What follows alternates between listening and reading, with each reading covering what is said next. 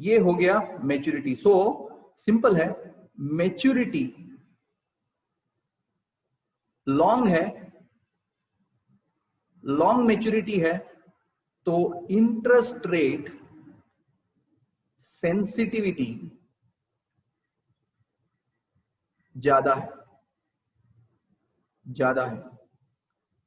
Interest rate sensitivity का मतलब है इंटरेस्ट रेट में चेंजेस होगा तो इधर चेंजेस ज्यादा होगा, और शॉर्ट है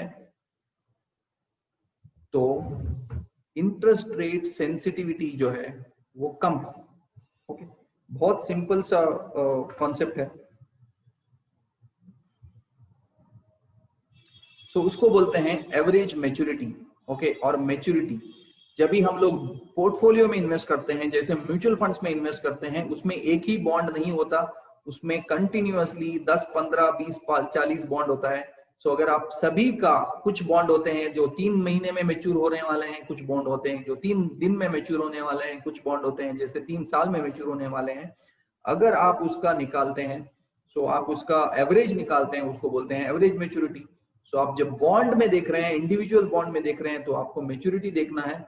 जब आप फंड में देख रहे हैं तो आपको एवरेज मैच्योरिटी देखना है। एवरेज मैच्योरिटी जितना ज्यादा है उतना sensitivity to the interest rate ज्यादा कम होता है। So that is what it is.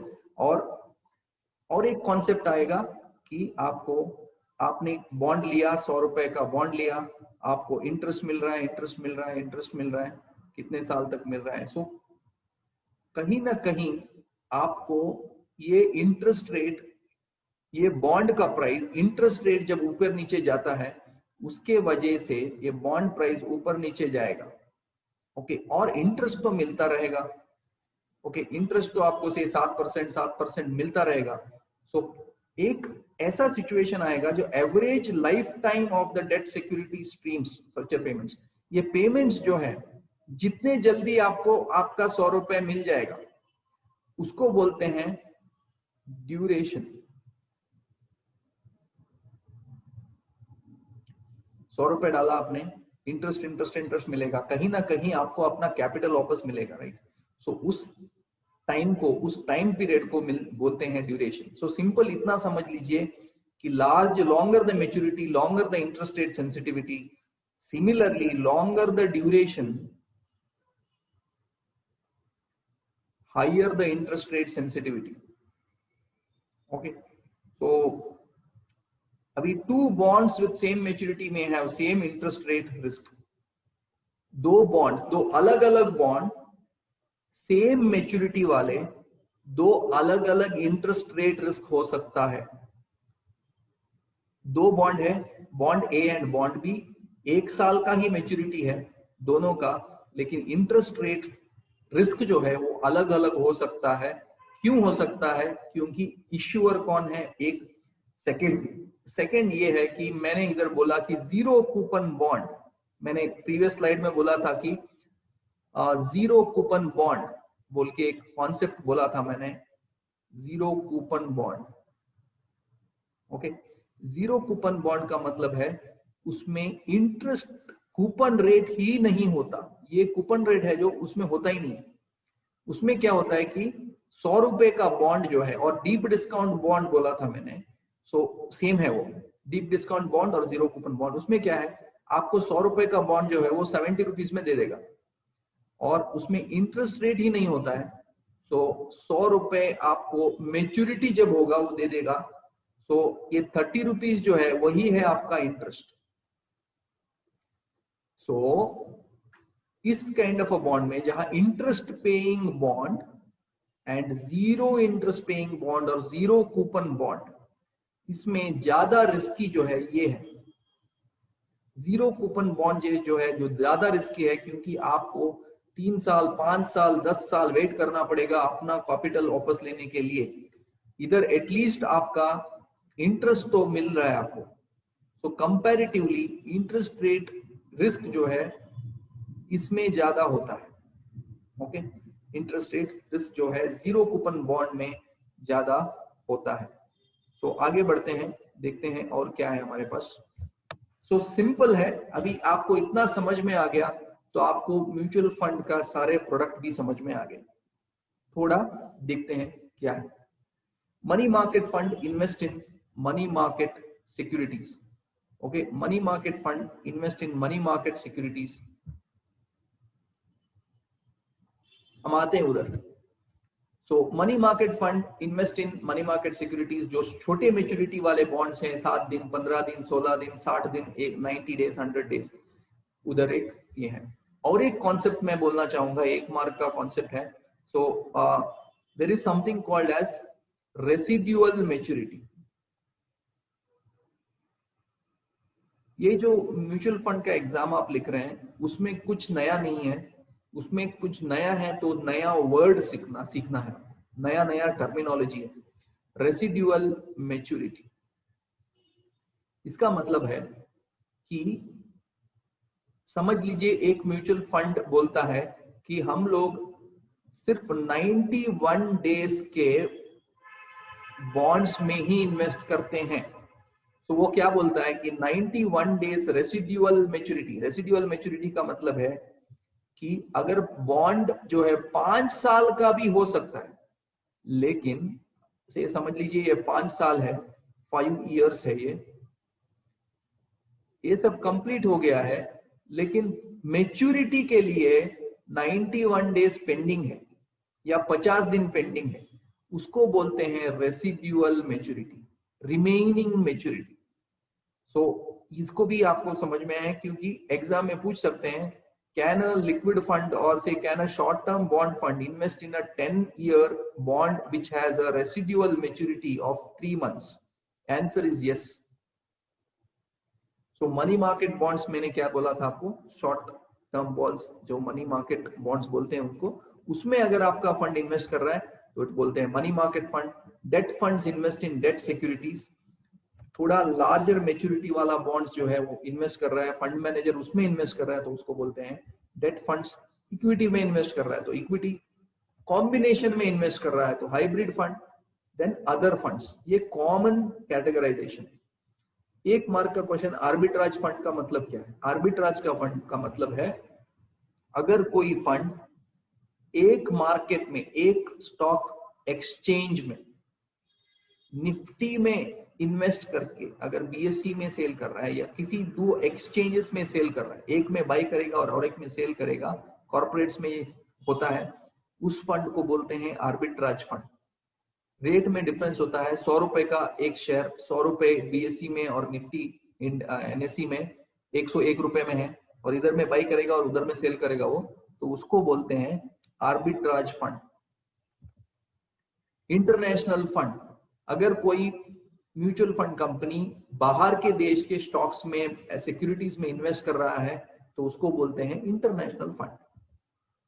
Real estate fund, अगर रियल एस्टेट में इन्वेस्ट कर रहा है तो रियल एस्टेट फंड, गोल्ड में इन्वेस्ट कर रहा है तो गोल्ड फंड, कमोडिटी में इन्वेस्ट कर रहा है तो commodity fund. Exchange traded fund, ETF, एक नया कॉन्सेप्ट है। एक ईटीएफ का मतलब है अगर कोई फंड ऐसा है जो स्टॉक एक्सचेंज में ट्रेड होता है और उसका रेट जो है every minute, every second share के जैसे चेंज होता है। एक्सचेंज ट्रेडेड फंड का स्पेशलिटी ये है कि बाकी सारे फंड को आप NAV, net asset value, value of the per unit calculate करते हैं मार्केट क्लोज होने के बाद, लेकिन ईटीएफ जो है वो शेयर मार्केट के जैसा ही है। वो शेयर मार्केट के, जहां शेयर मार्केट में शेयर प्राइस चेंज होता है every minute, similarly exchange traded fund का प्राइस एवरी सेकंड चेंज होता है। मार्केट जब ऑन होता है 9:15 to 3:30 तक, तो आप ऑन द स्पॉट प्राइस ले सकते हैं, उधर ही सेल कर सकते हैं। बट म्यूचुअल फंड में आप जब इन्वेस्ट करते हैं आपको एनएवी, एक यूनिट का प्राइस पता नहीं होता। आप जैसे इन्वेस्ट करते हैं उसके बाद में पता चलता है कि आपका यूनिट रेट क्या है, थोड़ा डिफरेंस आएगा। सब उसे 10 रुपए है आज, कल आपको 10 रुपए 10 पैसा में मिल सकता है, तो ऐसा डिफरेंस आता है। नाउ आगे बढ़ने से पहले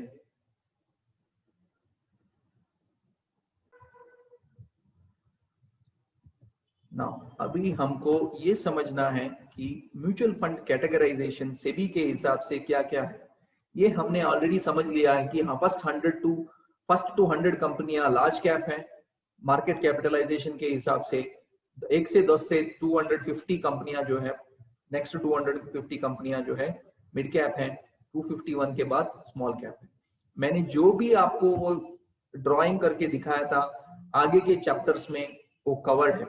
ओके, सो हम लोग नाउ एक मार्क क्वेश्चन आएगा कि सेबी कैटेगराइजेशन के हिसाब से कितने फंड्स हैं। इक्विटी फंड्स 10 सब कैटेगरीज हैं, डेट फंड 16 सब कैटेगरीज हैं, हाइब्रिड फंड 6 सब कैटेगरीज हैं। हाइब्रिड फंड का मतलब है equity and debt combination. Solution oriented fund 2 हैं, अदर स्कीम्स 2 हैं। Okay, this is the categorization. उसके बारे में हम क्विकली भगाएंगे अभी। Mutual fund schemes, equity schemes mutual funds में equity, this is the major category. Equity category है, डेट कैटेगरी है, हाइब्रिड है, सॉल्यूशन ओरिएंटेड है, अदर स्कीम्स हैं। इक्विटी में कितने कितने हैं? मल्टी कैप बताया आपने, मैंने ऑलरेडी बता दिया आपको मल्टी कैप क्या है। जो large cap, mid cap, small cap में इन्वेस्ट करता है वो मल्टी कैप है। लार्ज कैप का मतलब है सिर्फ 100 company, top 100। Large and mid cap का मतलब है वो पहले 100 कंपनी और बाकी के 250 कंपनीज तक इन्वेस्ट करता है। Mid cap means only 101 to 251। Small cap means 251 के नीचे वाले कंपनी। डिविडेंड यील्ड कंपनियों के नाम क्या है? डिविडेंड यील्ड का प्रोडक्ट का मतलब है कि ज्यादा वो फंड जो है ज्यादा से ज्यादा डिविडेंड देने वाले कंपनी या डिविडेंड यील्ड ज्यादा देने वाले कंपनी में इन्वेस्ट करता है। डिविडेंड ज्यादा देने वाले कंपनी में इन्वेस्ट करता है। आप इतना समझ लीजिए, बहुत काफी है। वैल्यू फंड और कॉन्ट्रा फंड, ये सभी के ऊपर एक एक मार्क क्वेश्चन आएगा। वैल्यू फंड और कॉन्ट्रा फंड। वैल्यू फंड का मतलब ये है, सिंपल से समझिए कॉन्सेप्ट, जब आप फिर से पढ़ेंगे तो आपको ये सब इजीली याद आ जाएगा। वैल्यू फंड का मतलब है फंड मैनेजर उसमें कुछ वैल्यू देख रहा है। मींस क्या? किसी वजह से एक शेयर किसी भी वजह से उसका वैल्यू घट गया है। ओके, फॉर एग्जाम्पल समझ लीजिए कि कंपनी, सपोज से कौन सा भी एक बैंक पकड़ लीजिए, ऐसा न्यूज आता है मार्केट में कि इस बैंक में कुछ चैलेंज है, कुछ प्रॉब्लम हो रहा है। वो सच है गलत है हमको पता नहीं, लेकिन उस न्यूज के वजह से उस शेयर का प्राइस नीचे घट सकता है।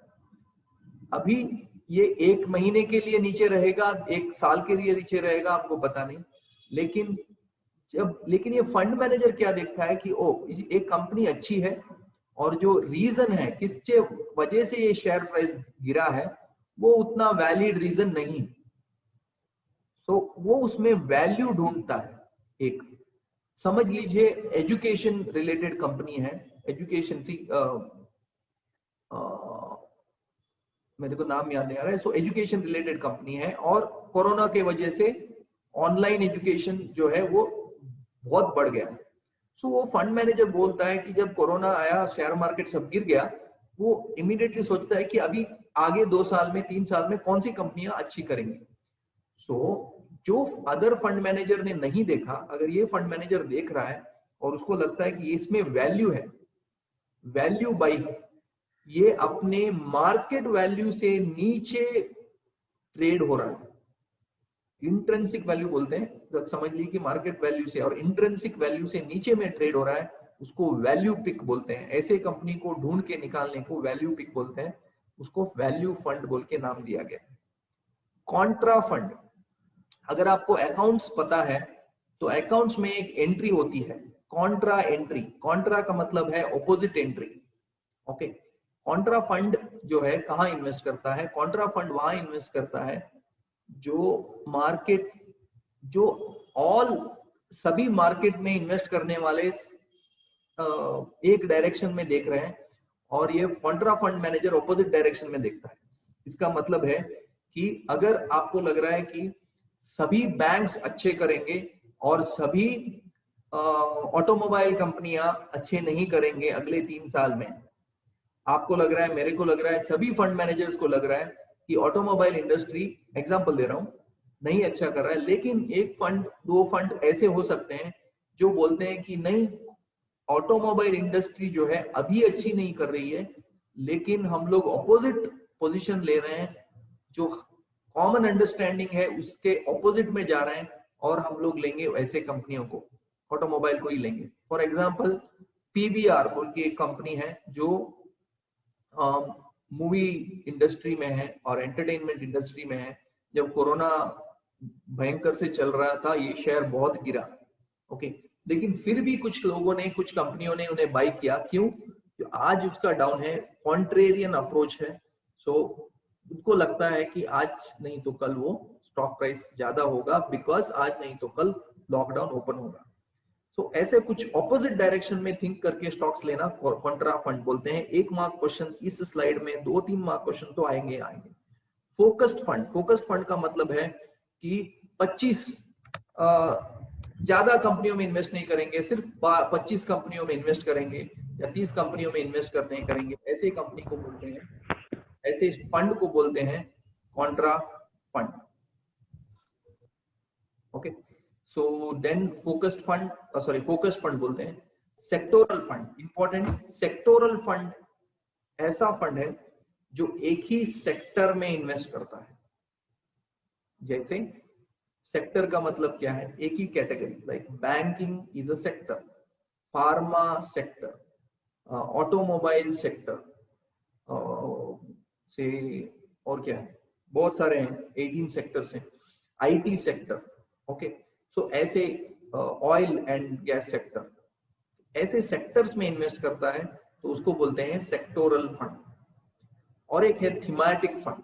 थीमेटिक फंड का मतलब है किसी एक थीम के ऊपर, समझ लीजिए परसों प्रधानमंत्री जी ने बोला कि हम लोग रोड्स को और रेलवे स्टेशंस को और एयरपोर्ट्स को कनेक्ट करेंगे। रोड्स ऐसे रहेंगे कि एयरपोर्ट को भी कनेक्ट हो और रेलवे स्टेशंस को कनेक्ट हो, ऐसे हब्स बनाएंगे।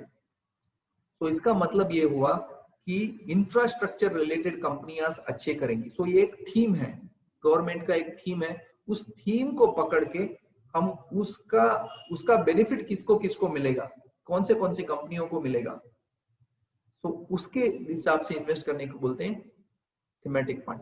और ईएलएसएस तो आपको पता है, सेक्शन 80C जिसमें मिलता है उसको बोलते हैं ईएलएसएस फंड। ओके, नाउ अभी आगे बढ़ते हैं, देखते हैं कि क्या हो रहा है।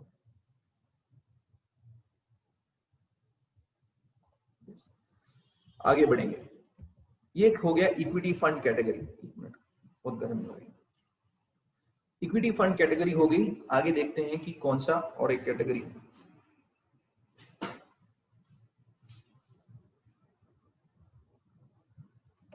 ओके, डेट स्कीम्स में ओवरनाइट फंड। ओवरनाइट फंड का मतलब है बहुत छोटा मैच्योरिटी वाला बॉन्ड्स में, ओवरनाइट बॉन्ड्स में इन्वेस्ट करते हैं। ओवरनाइट में कोई फंड क्यों लेगा, पैसा क्यों देगा, लोन क्यों देगा? बहुत कंपनियां और से बैंक्स, ऐसा होता है कभी कभी, इवन बड़े से बड़े बैंक के पास, सपोज से एक स्टेट बैंक ऑफ इंडिया है जिसको सडनली एक 10 करोड़ रुपए का फंड ट्रांसफर आ जाता है। Okay, state bank of India के पास एक कंपनी ने 10 करोड़ रुपए का फंड ट्रांसफर मांगा है उसके बैंक अकाउंट से किसी और के अकाउंट में। अभी स्टेट बैंक ऑफ इंडिया के पास इमीडिएटली 10 करोड़ रुपए नहीं है, समझ लीजिए।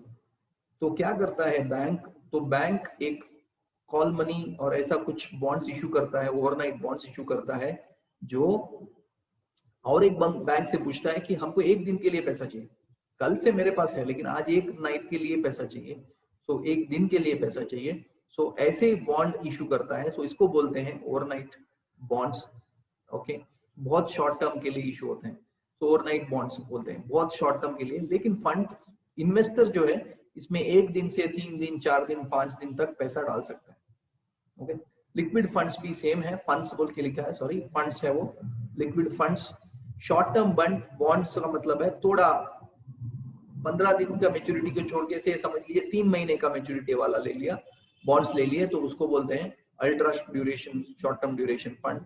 लो duration fund, duration means interest rate sensitivity कम है, एवरेज मैच्योरिटी कम है, okay, money market fund almost same दिखता है, सभी नाम अलग अलग है, थोड़ा मेच्योरिटीज में और इश्यूअर कौन है उसके ऊपर ये नाम आते हैं। तो आपको अभी ज्यादा कंफ्यूज होने का जरूरत नहीं है, आप इतना समझिए कि these are the bond funds which are basically, ये जो बॉन्ड फंड्स है बेसिकली डिफरेंट डिफरेंट मेच्योरिटी वाले बॉन्ड्स में इन्वेस्ट करते हैं।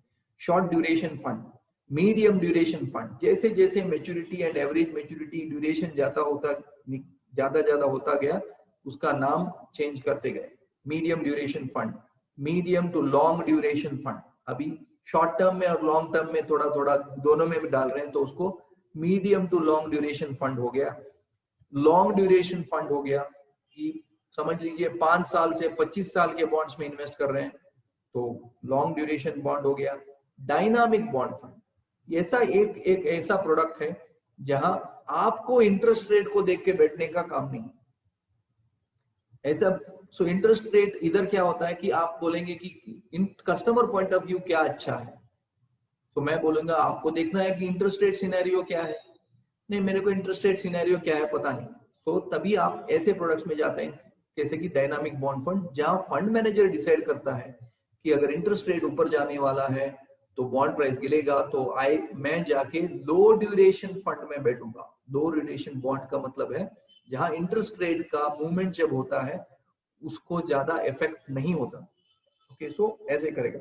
जब इंटरेस्ट रेट नीचे जाने वाला होता है फंड मैनेजर बोलेगा कि मैं लॉन्ग ड्यूरेशन बॉन्ड्स में जाके बैठूंगा और इन्वेस्ट करूंगा, तो उसको डायनामिकली इंटरेस्ट रेट व्यू के हिसाब से मैनेज करता है और क्रेडिट रेट के हिसाब से मैनेज करता है, तो उसको डायनामिक बोलते हैं। कॉर्पोरेट बॉन्ड फंड, जहां कॉर्पोरेट सिर्फ corporate bond fund corporate bond में ही इन्वेस्ट करते हैं। क्रेडिट रिस्क फंड का मतलब है जहां क्रेडिट रिस्क है। क्रेडिट रिस्क का मतलब क्या समझाया था हमने कल?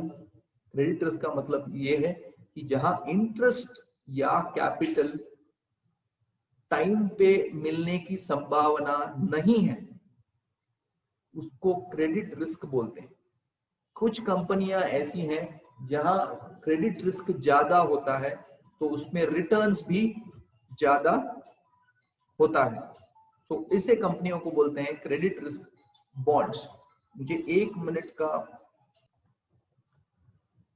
सो क्रेडिट रिस्क का मतलब है, समझ लीजिए एसबीआई बैंक में आप, state bank of India bank में आपको एफडी का रेट मिलेगा से 6%, लेकिन मुथूट फाइनेंस में एफडी में करेंगे तो आपको मिलेगा 8%। क्यों ऐसा है? दोनों तो एफडी है, क्योंकि उसमें क्रेडिट रेटिंग जो है मुथूट फाइनेंस का कम होता है, तो उसको क्रेडिबिलिटी उतना एसबीआई से उतना नहीं है, तो उसका रिटर्न्स ज्यादा देते हैं क्योंकि इसका रिस्क ज्यादा है। उस हिसाब से इन्वेस्ट करना उसको बोलते हैं, अगर एक फंड ऐसे ही इन्वेस्ट कर रहा है तो उसको बोलते हैं credit risk fund. Banking and PSU fund, जो बॉन्ड्स इश्यू कर रहे हैं बैंक ने तो उसको बैंक यू और पीएसयू फंड बोलते हैं। जो PSU means public sector undertakings, जैसे नॉट सो जैसे कुछ गवर्नमेंट कंपनियां हो गए ऐसे में इन्वेस्ट करना, तो उसको बोलते हैं guilt fund. Government of India bond fund, G-sec fund का और एक नाम है गिल्ट फंड। अगर कुछ फंड सिर्फ जीसेक कंपनियों में गवर्नमेंट ऑफ इंडिया बॉन्ड्स में ही इन्वेस्ट करते हैं तो उसको बोलते हैं गिल्ट फंड।